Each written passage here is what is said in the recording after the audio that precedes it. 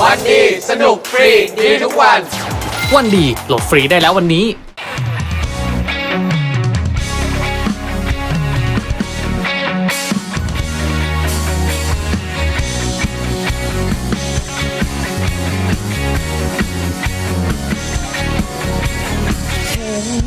เธอถา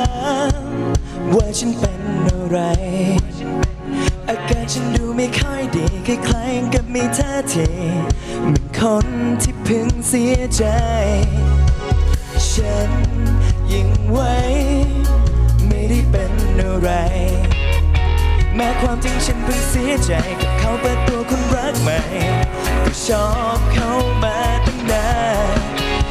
ก็อยากจะบอกกับเธอให้รู้แต่มันก็พูดไม่ได้จริงๆอกหักแต่บอกแฟนไม่ได้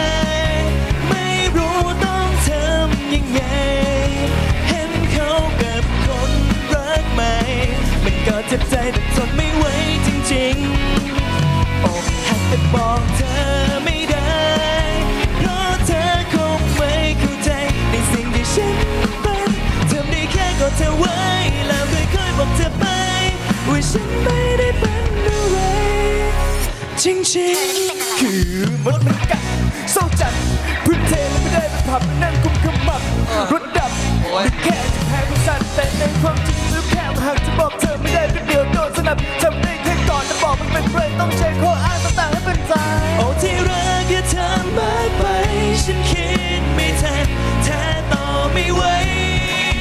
เอาเป็นว่าฉันยังรักเธอหมดใจถึงบางครั้งอาจจะเพิ่มไปชอบใครคุณไม่เคยมีใครเข้ามาแทนใจที่ให้เธอไม่เป็นไปอกหักแต่บอกแฟนไม่ได้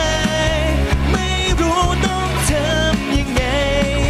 เห็นเขาเกิดคนรักใหม่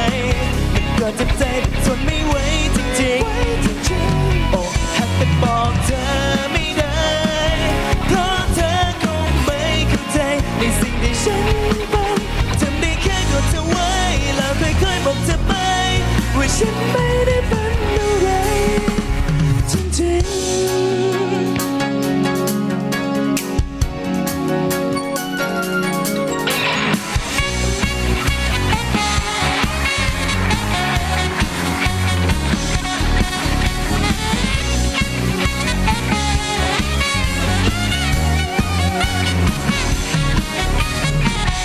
อกหักแต่บอกแฟ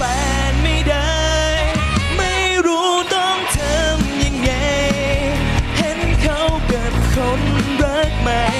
มันก็เจ็บใจแต่ทนไม่ไหวจริงๆอกหักแต่บอกเธอไม่ได้เพราะเธอคงไม่เข้าใจในสิ่งที่ฉันเป็นทำได้แค่กอดเธอไว้แล้วค่อยๆบอกเธอไปว่าฉันไม่ได้เป็นอะไร